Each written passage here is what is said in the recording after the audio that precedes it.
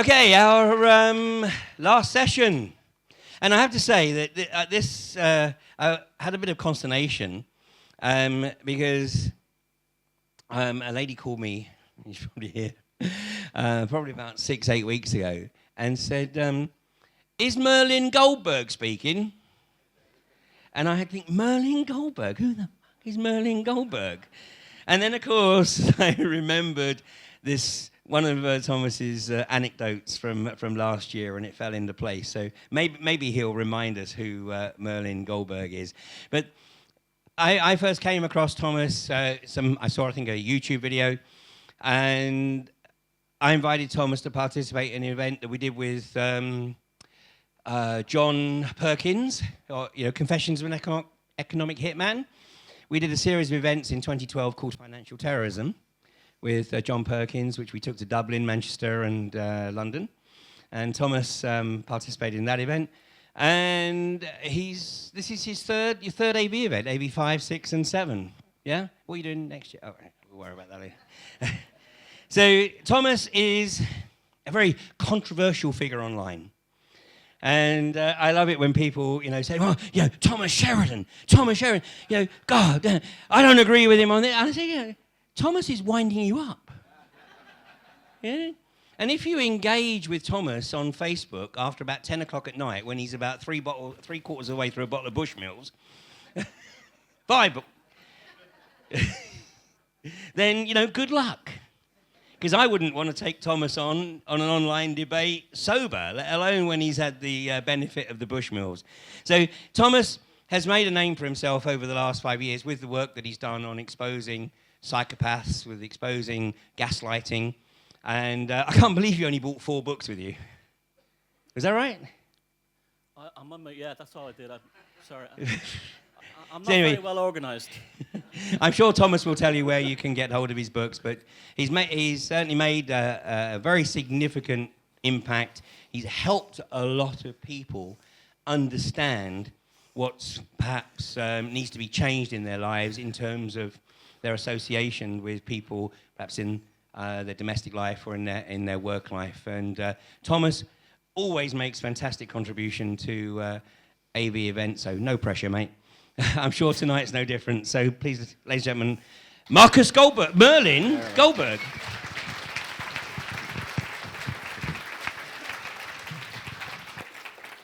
Can you hear me okay? Yeah.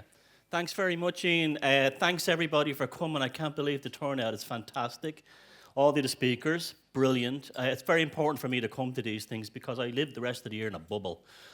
World War III could start and I wouldn't know about it.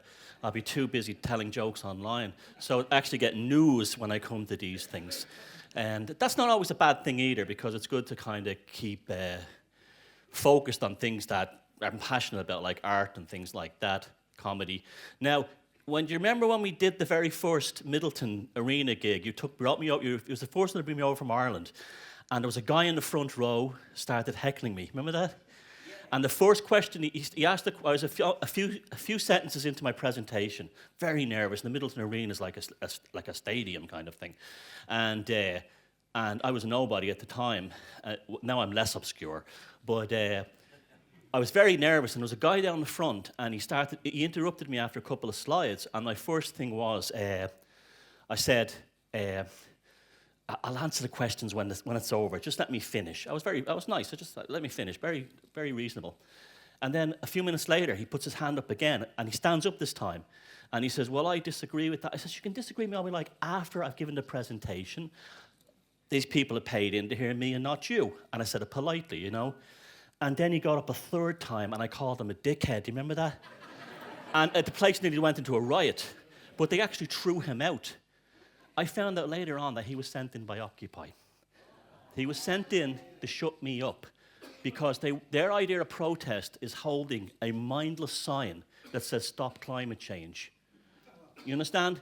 And when anyone with a bit of oomph comes along, especially at that time, and a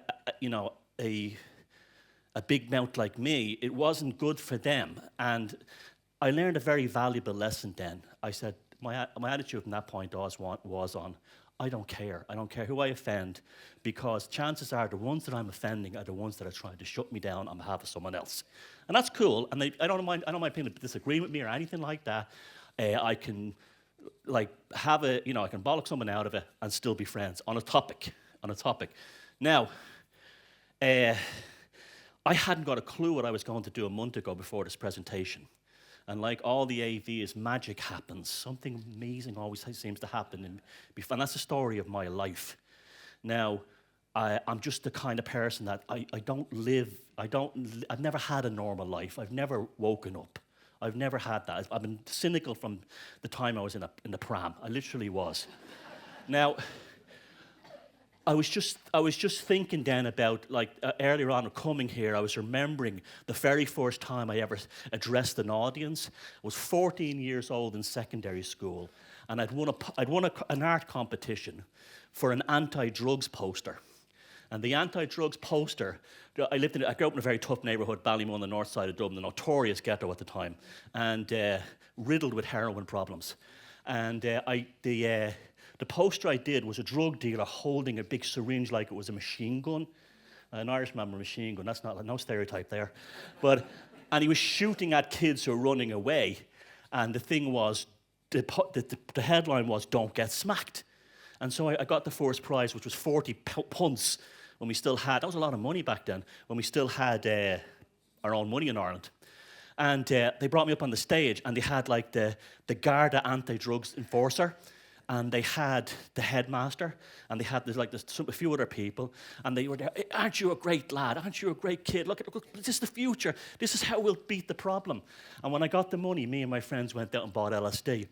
And serious, that's true. That's true. That's absolutely true. Because there used to be a rock and roll magazine called Cream. I don't know if anyone remembers it back then. And it had an interview with, it had an article about Syd Barrett. We were all getting into Pink Floyd.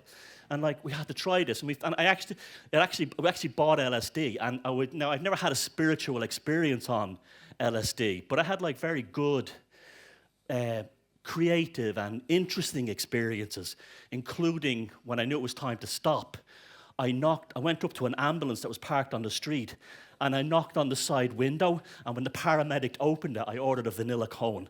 That's when you stop. Now, this is serious. Does anybody know what that flag is, what country that is? That's actually interesting you said that. It's Chile. Chile is a country that I've become very interested in recent times, through little happenstances. Now, let me tell you something that happened recently that gave me this presentation. I'm currently writing a book on what happened to the Druids. The Druids in Ireland, the Druids in Britain were wiped out at AD 60 by the Romans in Anglesey by Suetonius Paulinus, the Roman general. Wiped out. Your whole Druidic culture was taken down in one go. In Ireland, we were never invaded by the Romans. And we had the Druids there as a force until just before the arrival of Christianity. And what they did was they were very clever. They knew they were never going to defeat Rome as a Christian nation. So they started building an Irish version of Christianity. That doesn't mean they had beer in the font. They were building an Irish version of Christianity using pagan deities and incorporating them as saints. So by the time St. Patrick arrived, there's some amazing stories like St. Kieran. He was actually a Druid who went to and built Clonmacnoise, which became the centre of Irish Christianity. And it was built by Druids. And when St. Patrick arrived, he found the country that was already becoming Christian, but all the saints were all previously Druidic or pagan or heathen, like St. Bridget was Breege, and so on. And it was all set to go, and he was very suspicious. And that's why he set up his own secondary Vatican Catholic Church at Navan Fort in Armagh, and he refused to. For a long time, there was a battle in the Irish Church between what they called the Celtic Church, the early Irish Druidic Church, where Druids had completely infiltrated, and they knew the reason why they did this was that they wouldn't be destroyed the same way the British Druids were. They weren't going to go down in a battle. They were going to become fifth columnists, and this is all very easily documented inside the Catholic Church. And what they managed to do was they managed to save Irish mythology and ancient history. And that's why an Irish person, you asked them, where do you come from, they can go to the Neolithic Art Gallery at Nowt in the Brine Valley and point to a 5,000-year-old stone artwork and say, my people did that. And we have the Druids to thank for that. And that's why in Britain you don't have that, because first you were wiped out by the Romans, and then second you were taken out by William the Conqueror with the harrying of the north, and then the Magna Carta, and all that came in, and that's what happened then. We were lucky. And these Druids were very shrewd, very clever people. There were men and women too, by the way. And they became, after the Synod of Whitby, the two churches merged in Ireland, became part of and so parts of Scotland and the Isle of Man became part of the Vatican Empire. Now, the Druids continued to exist in Ireland as a force called the File. And they were Druids in every way that they had previously been, but they were secular. They didn't get involved in religious or spiritual matters. They were counselors, advisors, they remembered genealogies, and they wrote down all the Irish mythology and history. That's why we know today, we know about the True of the Danann and all these other groups because of them inside the Catholic Church as fifth columnists. And they would interject, they would say things like the first one to arrive came with Noah's boat, and then he'd give you the real mythology, just to keep the Vatican off their tail. Now, they were around until something called the Flight of the Earls, when the old Irish Gaelic kingdoms collapsed. There was a war. Ireland and Spain went to war against England because England became Protestant, and there was a kind of a sectarian war across the sea. The English won, and Ireland and the Spanish were destroyed, and that was made England an empire. That was made a great global power, and a Protestant nation. Now, part of the peace deal was that the Irish aristocracy would leave the country and go to the continent. And they did. And they took with them very strange things. They took with them some File, Druids, and they took with them unknown objects and strange objects. I don't know what that means, that's all it says, right? They went to Europe and they founded colleges all over Europe, including in England as well. So they vanished out of history. And then suddenly, not long after that, this thing called Freemasonry arrives. And my speculation is that I can't get this working. That the Druids probably started European Freemasonry. Can someone help me change the slide here? Started European Freemasonry, and brought these kinds of ideas into what would eventually become the Enlightenment. Now, that's the one I want. That one. Okay, that's the one I want. Yeah. Yeah. That's the one. Yeah. Thank you. Forward, back. Thank you. Thanks, Ian. Freemasonry has a really bad name. Today, it's associated with things like criminality, cronyism, business deals, all this kind of thing. But it didn't start out that way. Freemasonry started out as something quite beautiful, and that's why it attracted people like Isaac Newton, William Stukeley, and Mozart. In the wake of all the sectarian wars between Catholics and Protestants in Europe, Freemasonry was seen as a way of rebuilding Europe without sectarian divides. This is what these men wanted. They didn't want anything else. They just wanted to heal Europe of sectarian divide through science, through the arts, through philosophy, through natural philosophy. And that's what they were after. And it did work, especially in Ireland after the Catholic Confederacy Wars, which wiped out 1/3 of the population.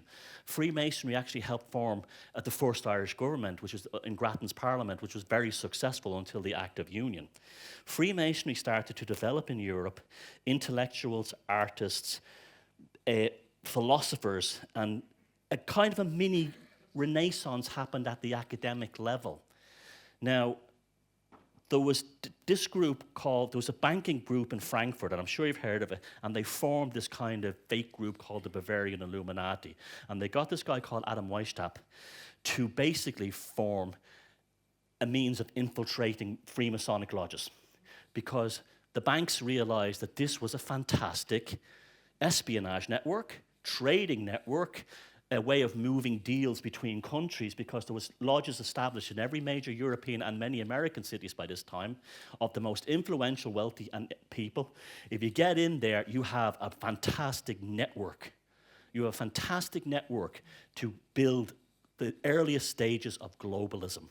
And this is why They had the Dutch East India Company, the Hudson Bay Company. They were all very interested in Freemasonry.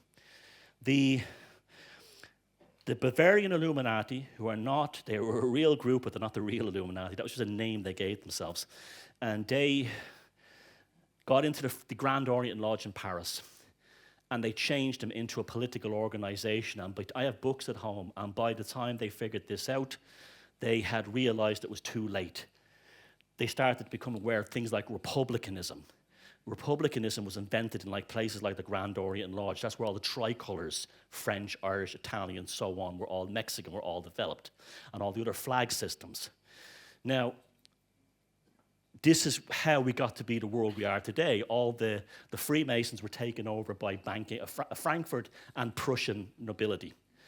Now, this Freemasonry thing, I didn't know an awful lot about. I used to hear all kinds of things like they would do ritual sacrifice and stuff like that. They would do all these kind of stereotypes. And amazingly, I like a magical event happened about a month ago. I collect very old books, and one of the reasons I collect old books is because they're the only ones, they have things in that have been taken out. Now, you people go online and you would look at, I got a PDF of some book from 1850. No, that's not the real book. You've been allowed that. You've been allowed that book. Now, why the books were changed was this is not the first awakening in history, the first awakening people. This happened also in the mid-late Victorian era, when people started to become literate. They started to be able to read. The working classes were able to pick up books and read. And all the books that were out there at that time were written by the so-called elites for themselves, and never thinking that the masses would ever learn how to become literate and read these books. And these books would be talking about the aristocracy and the royal families as if they were gods. That's how they would see themselves. And the rest of us are scum. This is how they spoke. This is why David Cameron burns a £50 note in front of a homeless person. This is the culture but that was how they all were. Like, I don't know if I did this last year, but in Prussia, you could legally murder a peasant if you were a landlord. And you were more likely to be killed by an officer in the Prussian army than you were by the enemy. It was totally okay to kill a poor person. And so that was the first kind of enlightenment, because then the anarchist movement and all these other things like communism, the early days of that kind of pulled out of that. They were like, look what these motherfuckers think about us. Look what they think about us. And so, have you ever heard of the Carnegie Library System? This great altruistic thing, the Carnegie Family Foundation built these magnificent libraries all over the world to do their good works and educate the masses. Well, that had two purposes. It was a gigantic book burning and book hiding operation, because they didn't want the masses getting their hands on the real meat that's in the stately homes and so on. And also, your library card was a database. What's your age? What do you do? How old do you live? It was the first Facebook. And what books are you renting? You know, why is she renting books on anarchism? Why is he reading books on communism? Let's keep an eye on him. Who does he know? Is you right, your woman over there? They're a member of a sports club, and both of them have been renting books on revolutionary things. And that was the first Facebook. That's really, the Carnegie Library System was the first Facebook. Data profiling, very, very early on. And they tended to build libraries in very attractive buildings, so you'd want to go in them. A poor person living in a slum inner city housing would go to this beautiful centrally heated library. And the Carnegies would tell the world, we're teaching the poor, we're teaching people about all these things. Now, a friend of mine's an antique dealer in the retail park where I work. I have a regular matrix job, and he told me about he knows I collect all books on the occult and books on magic and stuff like that. And he said to me, there's a place down, I can't tell you where it was because it was kind of dangerous, tricky for me, sensitive, shall we say. And he says, the old guy there, his daughter has come back from Canada. She's getting on, and she's decided to sell the family home context. And he said, your man has tons of old books. Go down and have a look. I went down, and he did have a load of old books, but there was all Freemasonic paraphernalia around the place as well. And I said, oh, this is interesting. This is interesting. And then I looked through, and there wasn't really anything that interested me except a stack of Freemasonic books from the 1920s. beautifully illustrated. And I'm going to grab these because you'll never get these anywhere. So this is why you don't get them in Oxfam and other shops. This is why not in libraries. As soon as they're told to burn these books or pass them on or get rid of them, they're sacred text almost. And so I got these books I got 5 of them, big ones about that height, for €200. I put on a Geordie accent and went out the wrong way, because I knew I had dynamite in my hand the minute I picked these things up. And I've been leaking them out on my Facebook page. I've shown them to some people what I found, what's in them already. And now I came out recently. Not that way. I came out. If I was in Bohemian Grove, I'd be the one behind the statue screaming, while Arnold Schwarzenegger's rogering me. That's what I'd be. I wouldn't have. But,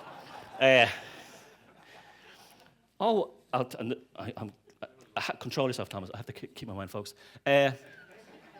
Yes, I got the books home, and I've been leaking them online to people and blowing their minds, right? And I have dynamite. I have absolute dynamite. It's the control system in 2 volumes through a Freemasonic text belonging to a 33rd degree Mason. It talks about everything from how to get people to basically gaslighting them. And it gives examples of gaslighting. You know that famous horse in England, the white horse of Uffington? It's not a horse, it's a cat. You only think it's a horse because it's called the white horse. You only think that because it's in your head. And he gives an example of that's how you can change people's minds. You tell them something is something, but if you look at that picture in its totality and look at the negative spaces by the grass, it's a cat. White horse goes into your brain, and it's in there. These people knew psychology years and years ago. They knew that, and they do use it. Let me tell you something. Magic and the occult is real. But it's not what you think it is. It's not what you think magic is. All magic is the taking of something in the subconscious or the conscious mind and bringing it into reality. So if you're a songwriter and you're walking along one day and you're humming a tune, that's pretty good. You go home, put some lyrics on it, play the guitar, and you've written a song and record it. That's closing the ritual. You have created magic. That's all it is. That's all magic is. Black magic is when you do that to another person against their will. So a used car salesman who knows that the engine is falling apart sells a car to someone, talking and playing games with them, doing the lingo. That's black magic because he's been spellbound. He's been spellbound. And things like, stage magic, I think, I don't know who it was earlier on that said this. It might have been Max last night, where they cannot, or it might have been Ian, they said they cannot, and this is in this book, they cannot force us to do anything. We have to give our permission. This is something you've really got to bring into your lives. Yes, this crap is coming down the road that like Max and everyone else is talking about. But remember, for it to work, we have to accept, can I have a volunteer from the audience? Now, when you have a stage magician, you'll have the sexy girl, half naked, right? Half naked sexy girl. He's here like this. He walks in, he looks at the audience, and he knows 90% of people are thick in the planet. And he goes, can I have a volunteer from the audience? Some guy wants to get close to the sexy girl. So he's thinking with his yin-yang, and he's already suggestible, okay? He's on the stage, right, next to the girl, and she gives him a kiss when he gets on. He's been bewitched, okay? This is really serious now. And he puts him under hypnosis, and then he might have him laughing like a dog, barking like a dog. And the audience are all falling around, pissing themselves, laughing at this guy. And then after he's humiliated him in front of everyone, he goes, 1, 2, 3, come out of the trance. He comes out of the trance, and the girl gives him another kiss. Give Johnny a round of applause. And he gets off the stage thinking he's a great guy. He doesn't know that he's been humiliated. Now, the no crime or no violation of will was incurred because he gave his permission. He didn't say, get up on the stage, gobshite. He said to him, can I have a volunteer from the audience? Now, I want you to really absorb this into your minds, this idea. because this is unbelievably empowering. Yes, the worst will come, but you don't have to accept it. Now, for instance, I looked up that thing about the mandatory vaccinations that Graham was talking about in Australia. Yes, it's coming. Yes, it's a bill, but it's not there yet. But people will run out and get their kids vaccinated thinking I won't be able to get to school, I get my benefits. In Ireland 10 years ago, they banned the 100-watt incandescent light bulb. You can go to any shop in Ireland today and buy a 100-watt incandescent light bulb. They just spoke about it. They had the Minister for Environmental Buffoonery, and he will go, we're going to ban the 100-watt light bulb. It's dangerous. It's causing global warming. The next day, all the Muppets run out and they unscrew the real light bulb, the incandescent light bulb, and they screw in the fluorescent one that has all that shite in it, right? Right? Was any law passed? No. The ones who didn't do it, didn't obey, they didn't going to have a volunteer from the audience. Now remember these things. This is magic. This is a magical awareness. I'm giving you a very beautiful things here. When you go to a rock concert these days, I went to see the Stranglers recently, right?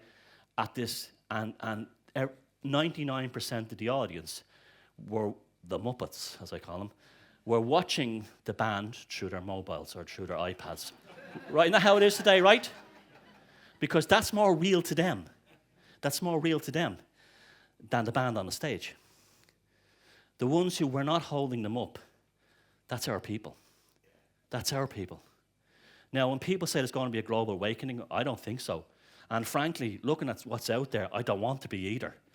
Because I don't want them near me. But there's just enough to make a good life for the rest of us. Right? So there's none of this stuff of like, we have to do it. We don't have to do anything, okay? And if you look at so many things through history, people were warned. And they didn't run, or they didn't go, because this is literally how they think. And how they think is, I was reading through the book, and when you hear this stuff, they have a belief in a kind of a solar-lunar duality. And it's all about creating solar-lunar dualities. The color red, it looks like orange there, but believe me, it's red. The color red represents the solar aspect, and this doesn't just mean it's the sun, it means one side of a dualistic idea. And the white or blue is always the moon. And the flux between the two creates the charge that spellbound society, right? Now, you have, and it says this in the book, and it says it, but not in a kind of sinister way. It talks about how wonderful it is. Association football, as they called it back then.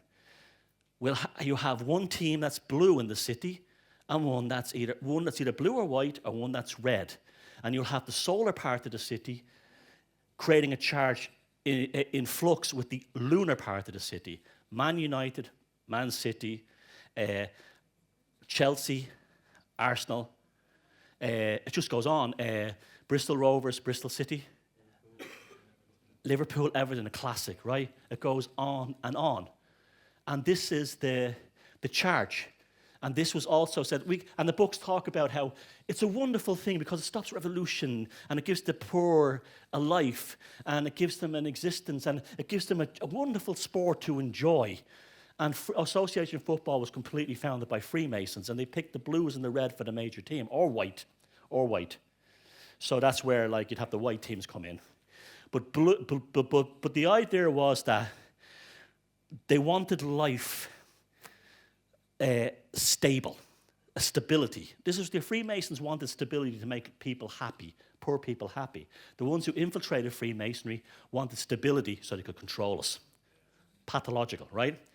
So that's why it changed, and they kind of use this flowery language. It's sometimes hard to read the book because there's a lot of definitions I'm still working on. But the idea where this actually is originally rooted in was, believe it or not, fox hunting, and it came out of that. And they wear the red, and the fox is the blue or the white. And you've often heard me, as someone's seen my others, I always talk about the horror of actually seeing a fox being killed one day at a hunt meeting, and what it was like. And that's why they have blooding and stuff. Now, they're the solar aspect. the aristocrats on the horses, the tops, right?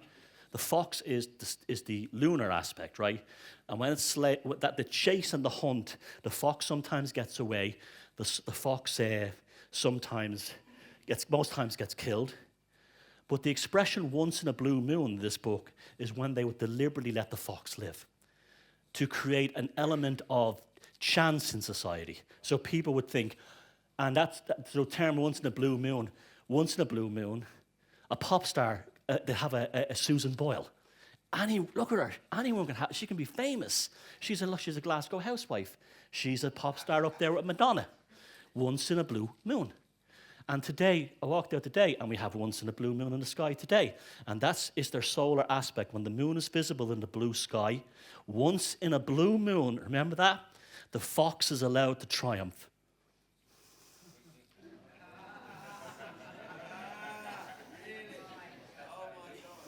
And you think you live in a world of... And look all through history. They're the Susan Boyle of football. Am I right? Am I right? Blue and white of English football, right? So it's this template that they've created, that original Freemasons created to create stability and harmony in society still exists. Unfortunately, Freemasonry was corrupted about 200 years ago, and it's a pathological system of control. And they're using magic to control us. So the idea is like, they're not going to put a chip in me, but they're not going to force a chip in you, right? They're going to have an ad on TV where they're going to have a sexy young people dancing, and they're watching music videos in their skull because they got a chip in their hand. And then all the suggestible types will run out and get that. No violation of will has occurred. They willingly came as a fool. That's actually the kind of language they use. They willingly came as a fool, right? Don't be a fool. It's really easy, okay? That's what happens. And they spellbind us with all these things, and when it gets predictable, they throw up once in a blue moon. The fox is allowed to live. Chile. Now, you see the colors of the flag, red, white, and blue. Very common in all Union flag, American flag, Puerto Rican flag. This is very common. Solar aspect, lunar aspect, and the star is Venus. They have a very strong connection to Venus because of Lucifer. Now, Lucifer is not what you think Lucifer is. Lucifer is not the devil. Lucifer is a fallen angel. And this is why in Saul Alinsky's book, he dedicates his book, Ruled for Radicals, to Lucifer, because Lucifer was the one who challenged the bully God. So the idea was that Lucifer is a necessary force in reality because he lights a fire on their ass every so often. And he shines purity. And this is how they see it. Remember, they're not Christians. They use Christian archetypes for a different reason. You know, they use archetypes, but they use it for a different reason. Now, Chile is an interesting country, and it's an interesting country because it caught my attention when I was researching for my other upcoming book, Walpurgis Night Volume 2. Walpurgis Night Volume 1 was about the Nazi occult and how that rose up in Germany out of Völkisch and other Nazi occult societies, magical groups. The second part will be during the war and after the war. So when Walpurgis Night came out, I have stat counter on my website, and I had any interview I had for that, I was bombarded by hits from Chile and Argentina and Peru. You know what happened there after the war. Nazis all went there. I mean, the ones that went at Nuremberg, they were disposable civil servants for the most part. The real meat, I mean, Albert Speer should have been the first one to hang. He gets a few years in prison and then he's off. Werner von Braun should have been one of the first ones to hang. He'd worked tens of thousands of Italians and Polish slave workers in underground caves working on the V weapons. They were killed in tunneling accidents and stuff. He goes to NASA, golden boy of NASA. They sacrificed, it's just like what Willem was saying. They sacrificed the disposable ones, and the real monsters that are useful, they'll hang on to them. They'll hang on to them. And that's why what happened in the Balkans, you had these absolute monsters in the Croatian nationalists during the World War II. And these people were, these police forces in Croatia, did things that were far beyond even the SS. And yet, how many people know about them? No. But we've all been taught to believe that the Serbs are bastards. Why are the Serbs considered that? Why did they get a hard time? Same reason the Irish have always got a hard time. Same reason the Samis in Scandinavia got a hard time. Indigenous Europeans. They don't want Europeans having a history that's older than 200 years. And that's why they know about genetic memories. They know about this stuff. They know how powerful it is. And that's just why they're always trying to create new countries. Went down to South America, created so the natives down there, the Peruvians and so on, new countries, new ideas. And it's always based on these Freemasonic ideas. Now, while researching for the book, I came across this extremely interesting and despicable fellow. His name was Paul Schaefer Schneider. He was an unashamed Nazi. He was a member of the Hitler Youth. And he founded a weird religion during the war, a kind of a Nazi Christianity type thing. After the war, he was done with child molestation charges, right? Now, what happened? He somehow ends up in Chile. He somehow ends up in Chile at the Colonia Dignadia cult. Now, this cult was unbelievable. It was basically a section of the country that was cordoned off. And this notorious pedophile was put in charge of it. When he should have been in prison, he was off as the leader of a religion in South America, where they would take Chileans and they would re-engineer them using Nazi MK Ultra type mind control techniques that were developed in Germany during the Second World War and prior to that. He was a medic, so he obviously had some kind of insight into psychology. And so they would bring Chileans down there. Often they would enter by their own accord, as some suffered from depression, some had problems, others were lost souls looking for religion. The usual kind of people that join cults, lost souls. They want the people that they wander into these things. And while he was in there, he became a god, and he was the master gaslighter. He had these people so brainwashed that if one of the people in the place died, he'd wheel the coffin into a room like this, and he would try and raise them. He would say, "I raise you from the dead. I raise you from the dead." And then someone in the audience stand up and goes, "He lives. It's a miracle." And the guy was still dead in the fucking coffin. And then the audience would jump up and go, "Praise." That's the power of black magic and gaslighting. To take a false reality and make you believe it is real, okay? He was one of these guys. He was a notorious pedophile, as I said, possibly responsible for the deaths of tens of thousands of Chilean people. Now, here's where it gets really creepy.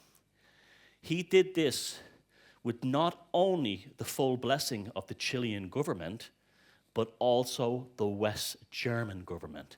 The post-war anti-Nazi West German government that were healing themselves from their past, the new good German government were taking care of this guy and looking after him in Chile.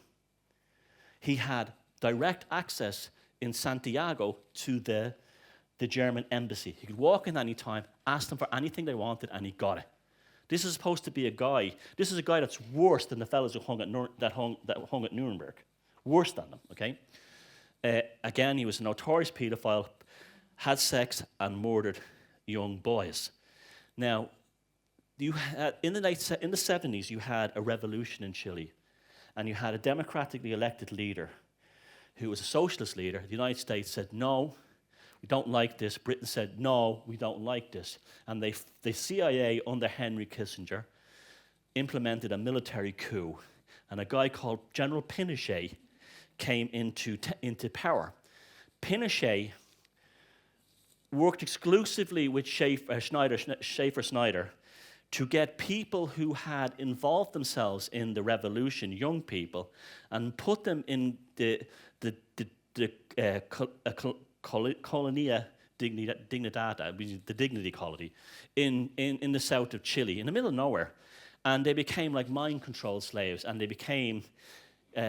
one of them was a German chap who was over there, got involved in the revolution, ended up in the colony, but he pretended he was disabled because they were giving him electroshock therapy, and he was a photographer, and he worked in the engineering shop in the cult compound, and he started taking photographs and implementing his escape.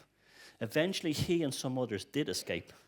He, as a German citizen, went to the German embassy and asked for diplomatic immunity after they escaped, and just took them ages to get out.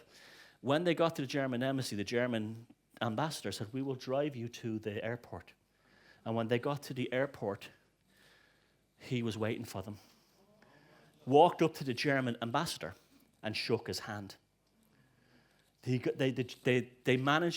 actually managed to run, escape, and jump onto a Lufthansa flight.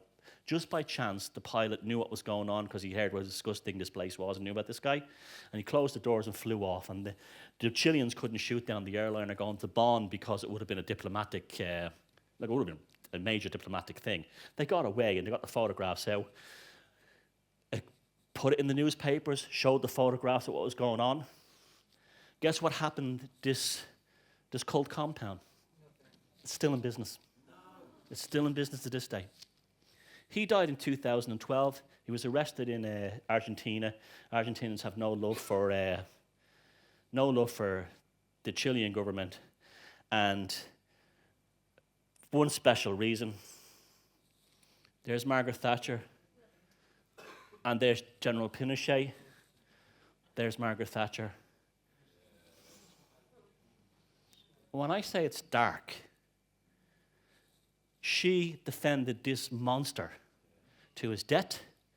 She defended this monster to her death. Jimmy Savile spent 11 Christmases in her home as a private family guest. This guy up here, she did everything to keep from going to any kind of war crimes trial, anything, Pinochet. The guy who was an overseer. Oh, by the way, Pinochet was involved in going down the camp and getting this guy, Schaefer Schneider, to buy weapons, and the weapons were tested out on innocent people in the camps. They said, "I don't want to shoot dogs anymore, it's not an accurate test." And they shot patients from the psychiatric hospital with weapons. She protected him. What was Jimmy Savile doing?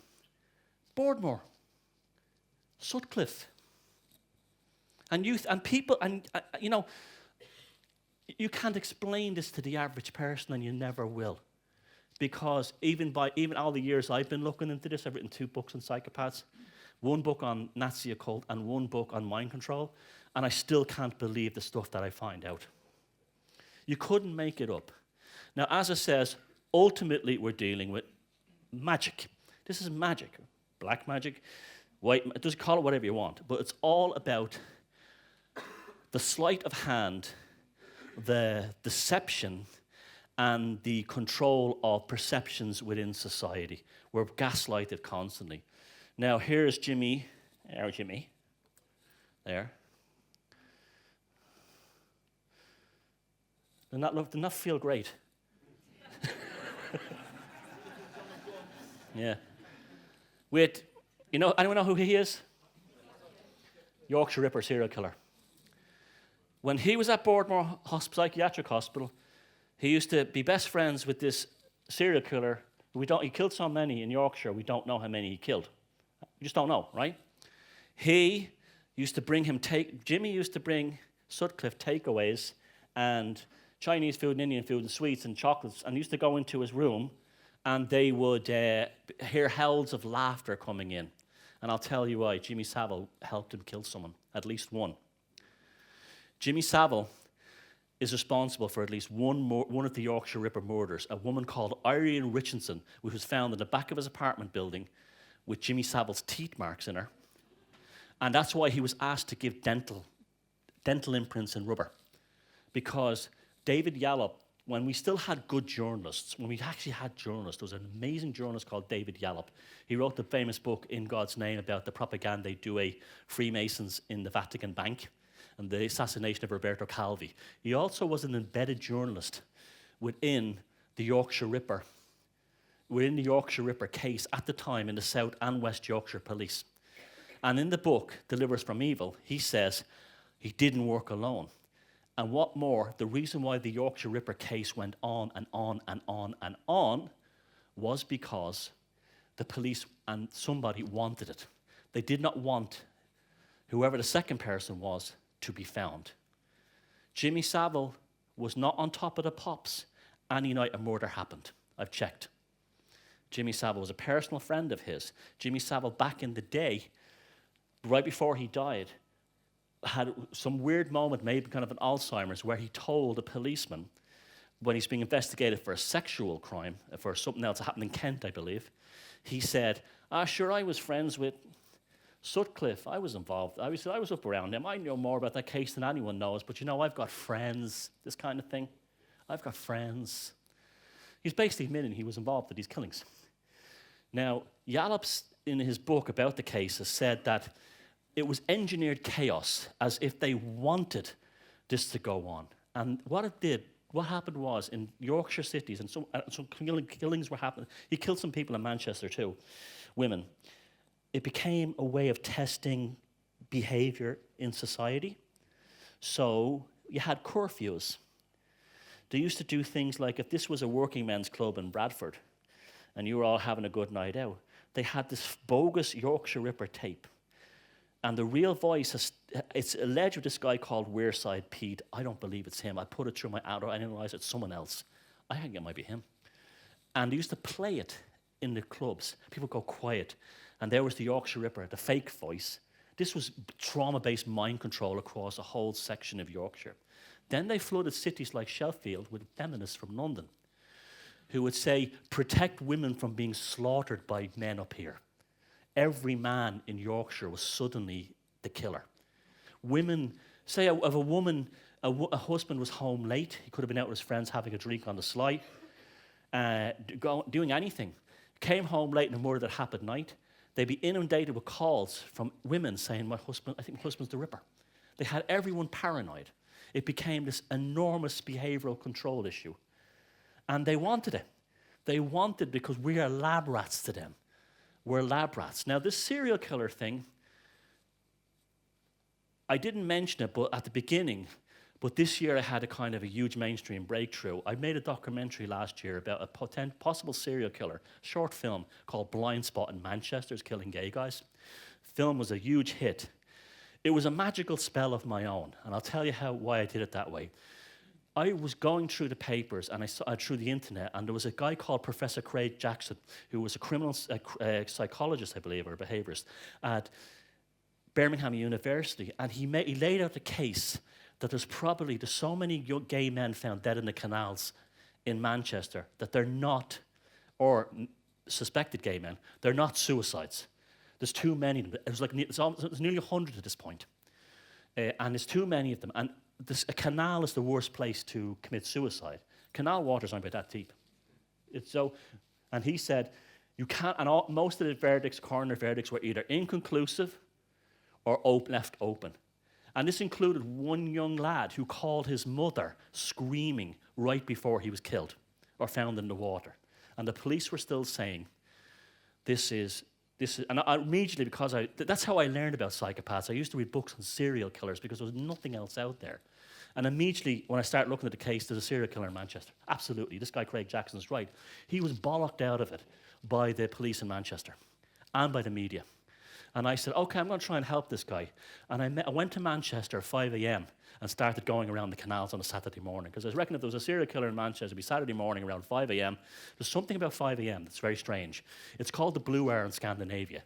It's when you have, it's almost like an unreal experience. It's right before the birds start singing. It's almost like the cusp between day and night. It's the dark night of the soul in the actual time frame. A very powerful time. That's why magicians go out at that time and everything. And so I went around the canals and I made this film just on my mobile. Got home, and I made it in a very artsy style. I made it very, very artsy in a short 15-minute film. Immediately, people were fascinated by it.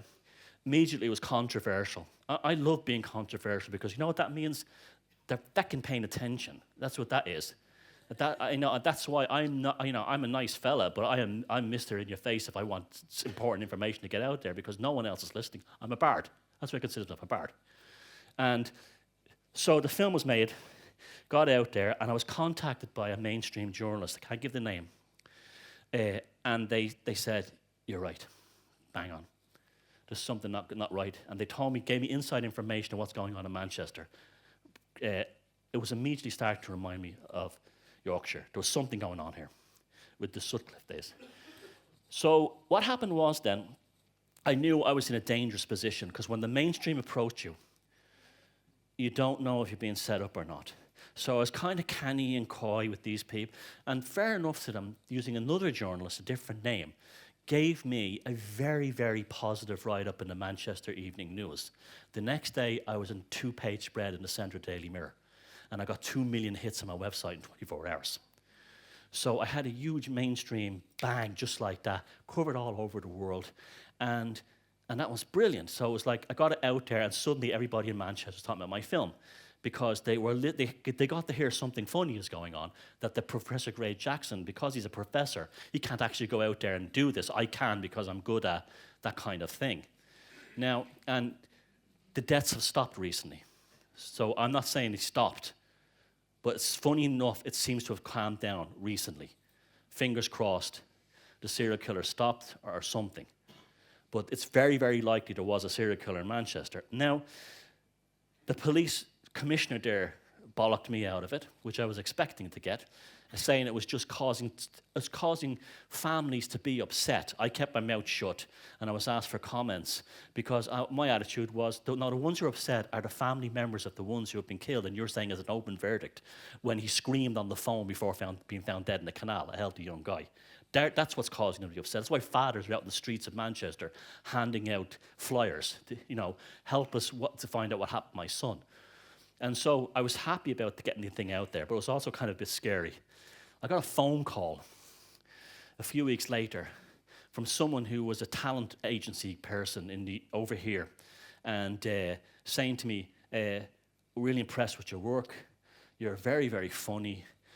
Would you be interested in us signing you up for a possible TV show on mainstream? Looked up, this guy was legit. This talent agency was legit. They had done some shows on Channel 4 and Sky and things like that. So I was being offered. The offer was coming, right? And I said no. And and not out of principle, but to save my ass. You understand? It wasn't out of principle. It was to save my ass, because that was a lure in.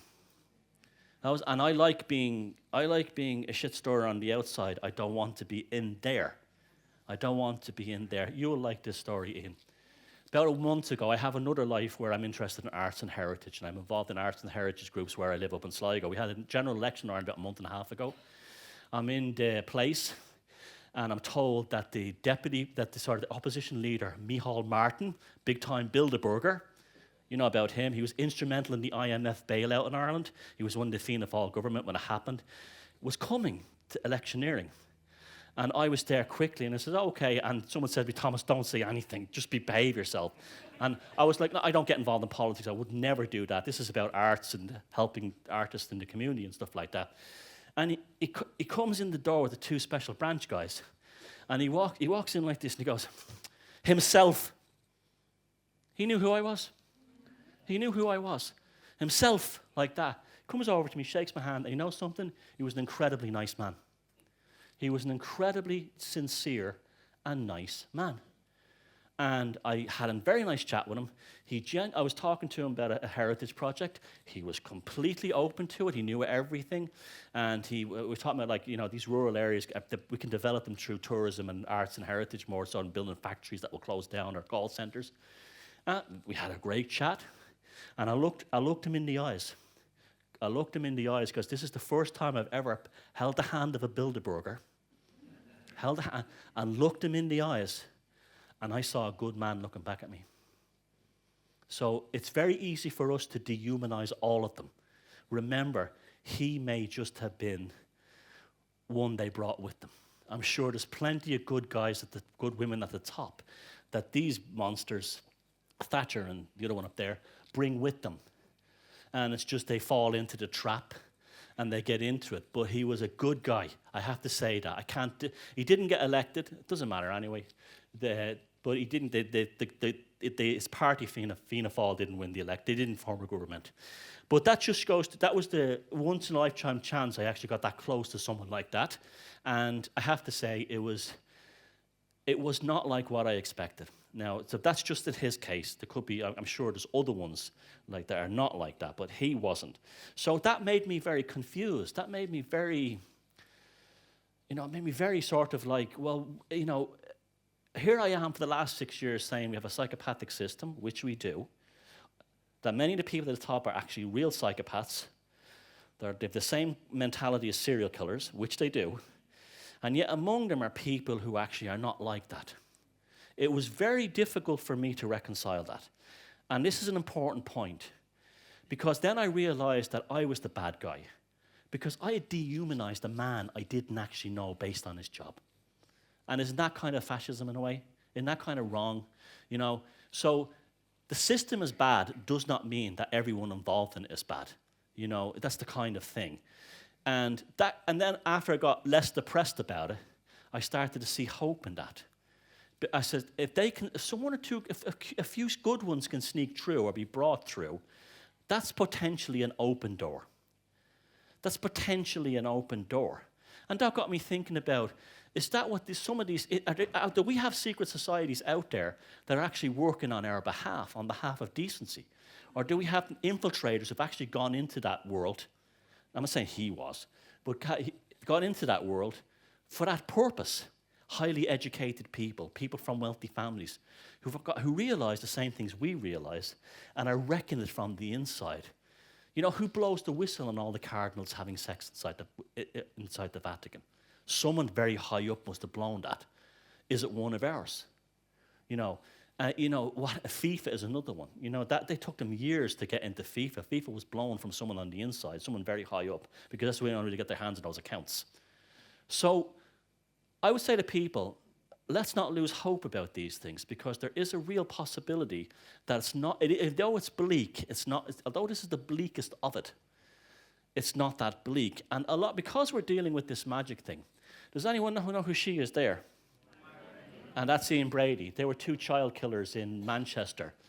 She was working at the top of the pop studio on Dickinson Road when he was the DJ. Well, you think that's good? His hair, before that famous mugshot came out, his hair was black. He modeled his image on her. That's how spooky these people are. Right? So he probably knew her. Brady's another interesting one. I spent years, I tried to get through it to him, but he got my letter. And someone told me in Broadmoor, he got the letter and he just threw it away. He gets groupie letters from women wanting to have sex with him. Imagine that. Like disturbed, unwell people. Brady, when he came for his arraignment hearing, his parole hearing a few years ago, someone I've got fantastic contacts in journalism that deal with these kind of criminology cases because of the psychopath thing, told me that he was there, and Brady handles himself like an aristocrat. When you meet like a wealthy or a powerful person, they're different than us. They have this confidence we don't have. They don't give a shit, kind of like this. And he talks like that, and he's a guy who strangled little kids to death and buried them in the moors. He was also obsessed with the Nazis. And he spoke fluent German in several different dialects of German, self-taught. He modeled himself on Joseph Mengele. He modeled himself on Moira Hindley. This guy here is a German. This guy here had a mother called the Duchess. Why was he protected by him? Because he was one of them. His mother, the Duchess, was probably the illegitimate daughter of some aristocrat. And what Max was saying about wiping out our genetic history, they're not doing it to themselves. They're nurturing and looking after their own genetic history while they're erasing ours. And that's why they don't like races like the Serbs. They don't like races like the Irish. They don't like the Sami. They don't like the Roma Gypsies, because they don't want indigenous Europeans. They don't want indigenous people anywhere. That's all tokenism. So when you hear stories about, I want to get in touch with an indigenous tribe, look yourself. You're an indigenous European. You're no less indigenous than someone in Peru or in Mexico or in the Arctic Circle or in Siberia. You had all the same things in your side of your body, the shaman, the druids. All that stuff is inside you as well. But you've been told for the last 200 years, and in the English, now I always say the first victims of the British Empire were the English. They were the first victims of the British Empire were the English. You ask an English person, what is your heritage? You go, oh, well, you start thinking, we won the World Cup in 1966. We got all these great bands in the 60s. Fair enough, right? Let's go back further. What's your folk culture? Morris dancing. Well, that's kind of like from the Middle Ages. Let's go back a bit further. The Harrying of the North by William the Conqueror. They drew a line in the English, and they said, they don't exist. And here's the new Anglo-Norman version of them. And that's when you started learning English the way it was. That's why you had your religion change, your folk mood change. And when it was finally finished off during the Industrial Revolution, when people were moved from the countryside into the big industrial cities in the north, you were ethnically cleansed over about 800 years, no less, about 600 years, by the same import from Europe, the Anglo-Normans, that eventually landed in Ireland. But fortunately, we had to preserve their culture through the Druids. How long do we have left? 20 minutes. So this is 25. This is not a negative presentation, okay? And I want to talk about the idea of a global mass awakening. And don't take my opinion as God in this thing, right? I could be wrong. My attitude is I don't care. And when I see what's out there in society, I don't want them. I don't mean that to be a snob, but I do mean it in one real way.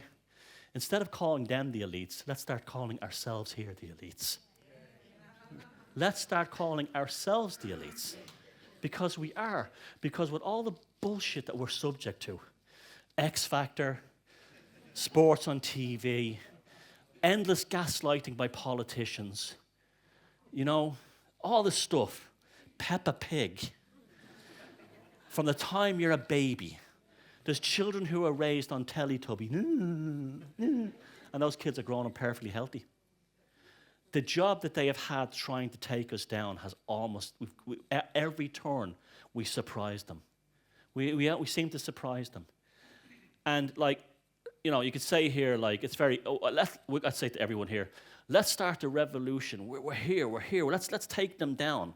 And it seems wonderful in the moment that we're all here because we're all so similar. But on the street down the road, there was 10 times as many people watching Eurovision last night. You know what I'm saying? We don't need them. What we need to do is find the ones that are in there that we can take with us. But then we can only ask them. So now here's an example. People tell me all the time, I never try to wake up people. Even where I live in my town, nobody knows what I do. I'm just some gobshite down the road. They have no idea I do things like this or written books or anything. No idea.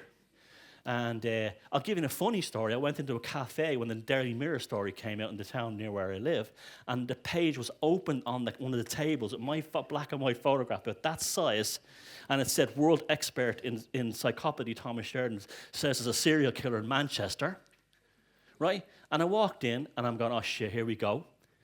And the girl standing beside us goes, Thomas, do you want a cappuccino? But that made me realize how many people don't pay attention to the mainstream media. They go, it's the first page and the last sports page. They really don't.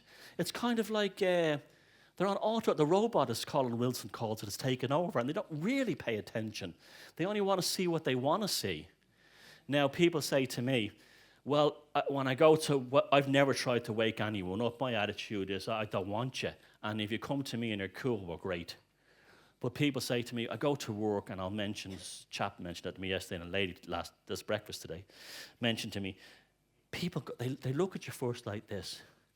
They go, the bank, and then the laugh comes out. And you can't get through to them, right?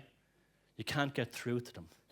Well, when the day comes, when they have a chip in their brain and they're finally on, whatever it is, they're finally destroyed by the system, remember, you made them the offer to become one of the new elites. And they said no. They laughed at you.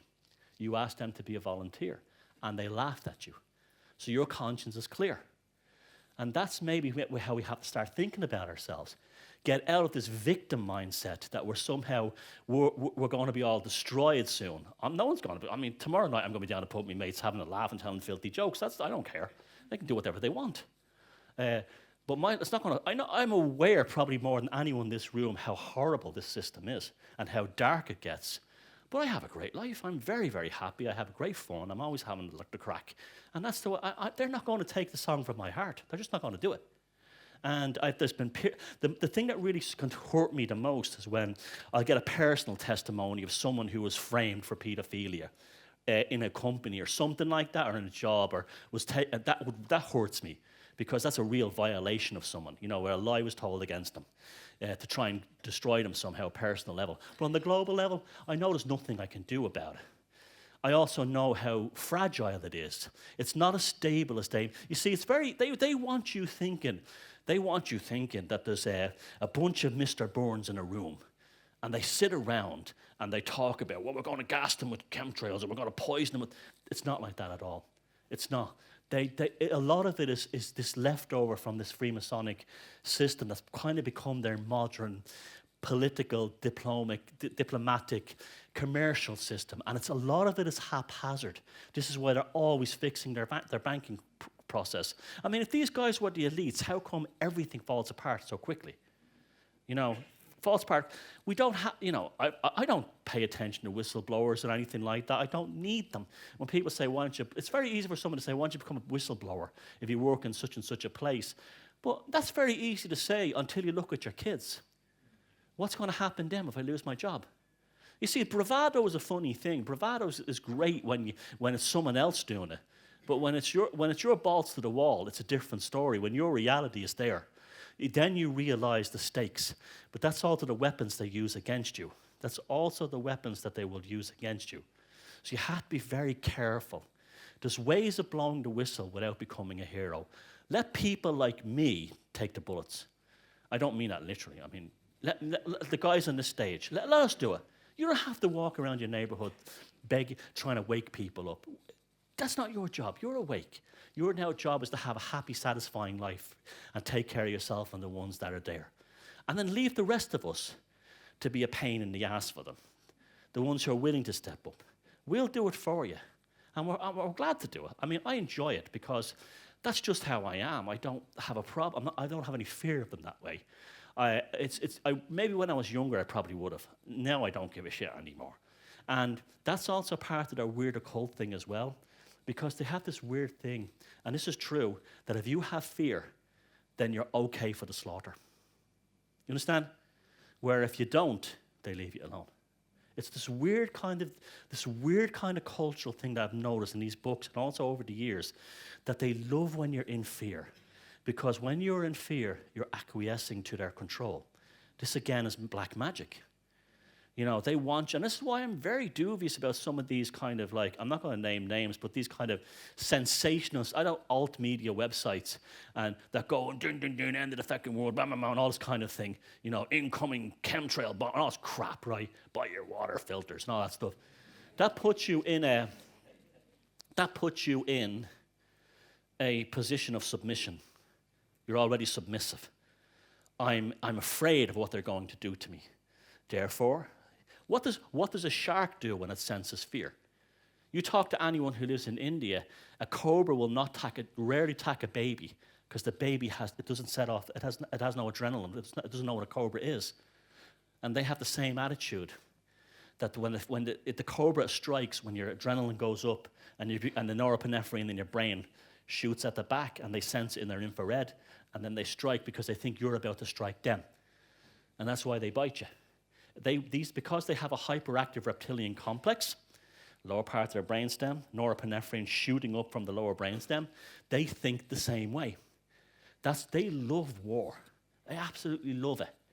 They absolutely love they love big business. They love bureaucracy. They love things going. They love going to their summits at Davos. It makes them feel fantastic. They're rolling the dice in the highest casinos in the world. And then when they get away with things like then when they enable hangout, or they see things like these people. For instance, Margaret Thatcher, she actually got him arrested. She got him arrested because the coppers were moving in on him. And I'll tell you why. After she finally had enough of all the media hype about it, and this is Margaret Thatcher's actual words. I'm sick of hearing about these wretched women in Yorkshire. Now let that sink in for a second. These wretched women in Yorkshire. She went up, bollocked the police commissioner out of South West Yorkshire out of it, and the next thing he's in jail. They were deliberately letting it go. They were deliberately, and the whole thing with the Moors murderers, the whole thing was your children are in danger. Moira Hindley, to my mother's generation, would have been like the ghost. And you look at this all over the world, they love serial killers for some reason. Son of Sam in New York became the basis of the police state and the cleaning up of New York City. And he was very involved in a group called the Process Church of the Final Judgment, who were heavily connected to the Manson family, who were heavily connected to the intelligence services. These are used as I'm not saying they send them out to kill. Sometimes they do. But most of the times when these things take off, they use them as social control measures. We need more cameras. You can't be on the streets at a certain time. But you ever notice it's rare that we have big-time serial killers anymore? Because you know how the curfew works now? They have a passive curfew. A passive curfew. X Factor. Eurovision. Champions League football. Remember when football used to be on a Saturday and a Wednesday? And now it's on every night of the week? That's a passive curfew. Your camp guards are Simon Cowell. Simon Cowell is the commandant. He looks after them and makes sure they do as they're told while they're watching X Factor, EastEnders, and people are glued to it. And the one that really gets me is the mobile device. You see, everyone's like, right? There's a thing in ritual magic called scrying, and you take an obsidian mirror. And it's highly polished obsidian mirror. And you look at the mirror, and it has a light on either side. And when you're scrying, you see demons. And there's a belief that there's demons live in the terminator between the back of the mirror and your perception. What color are most mobile devices today? Black. They have a light either on the top and bottom, or on the left or the right. People are scrying. And they're scrying the demons of mass media and mind control. That's what they're doing. They're scrying demons. The demons are football, TV news, and all the bollocks that we have they're all into. Advertising. That's who the magicians, that's who the lords of perception are. The advertisers, the marketers, the hype merchants. The fellow who called me up and says, we'd like to give you a job in England. Because I knew I was going to be set up big time for some kind. They were going to, at one point, they were going to do something to steal my ideas, give it to someone else, or they were going to actually do something to hurt me. You know, and that's the same thing. Like you look at pop music, it's the same thing today. How would you like to be famous for a little bit, have a song in the charts, and then you're back in the dole a few weeks later? Once in a blue moon. Now, I'm going to finish up a little bit here. I'm sure I'm on time now. Where is hope? I'm glad Max brought the thing about the genetic sperm heritage inside it, because it's important. Where is hope? You are an enormous, no matter how uneducated, if you're a PhD, no matter where you come from, what social status, you are the living repository of the sum total of all your ancestors, completely, right? In 1699, there was a farm in County Meath in Ireland where a landlord, a landed gentry, was removing some stones from a mound to build the construction of a road, 1699. As he was removing the stones, he found this large stone that had all these decorated spirals on it. The name of the farm was the New Grange. His name was William Campbell, and eventually underneath it, he found this. This is the New Grange Neolithic Observatory. It's not a tomb. No bodies have ever been found in these. He opened it up. This is eventually what it looked like, but it's been cleaned up since then. But that's what basically was in there. And every winter solstice, when the sun rises, it goes down this chamber here, this passage through a little gap in the top, and illuminates 3 spirals carved into the wall at the back of the central chamber. It's probably 4,000 or 5,000. We don't really know. Let's just say 4,000 years old for. And to this day, that still works.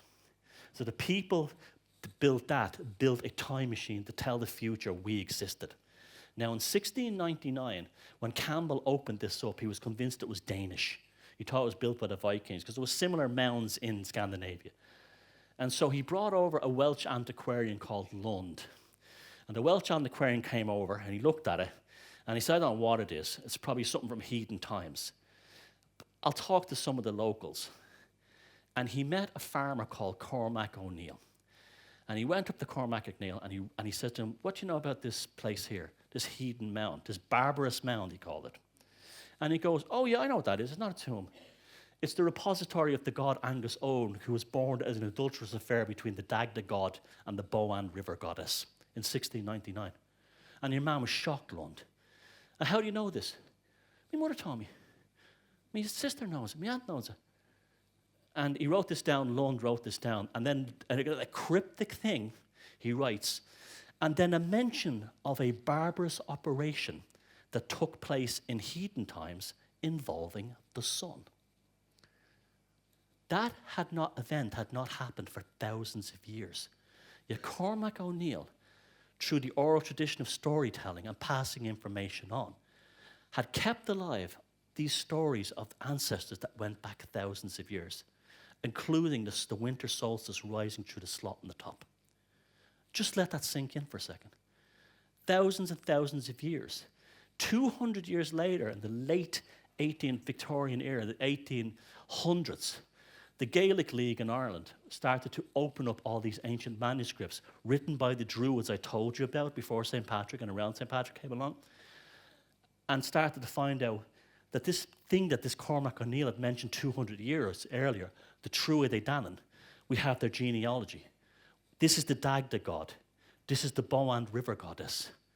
Everything that the guy had said had come out to be true. He was not making up fairy tales. He was talking about real history and real mythology that he kept in the community and the family for thousands of years. It had survived the arrival of Christianity, the Vikings, the arrival of the Normans, the arrival of the English. He kept it all, the sectarian wars. But it remained, with all the horrors that happened in Ireland, that story remained in this Cormac O'Neill's mind. And he told this guy Lund. And this place here was ridiculed for years and years, saying the part about the sun isn't true. And academics in National University in Ireland, archaeologists, said it's not true. Until one of them actually slept in the chamber that morning, and the sun rose up over the Boyne River and went through the hole and lit the spirals on the wall from 5,000, 4,000, 5,000 years ago. The ancestors had not only come back to life, and that thing is like one of Ireland's biggest tourist attractions today, and all around it, entire things have been found, but it was kept in the soul of this guy called Cormac O'Neill. And what does that tell you? That's how much you all carry inside you. And so, be like him. Don't let them take the song from your heart. Don't become evangelical going around kicking people, waking up. There's no need to feel upset at work anymore when people lie at you. Keep it in there, and it'll never go away. Thanks very much.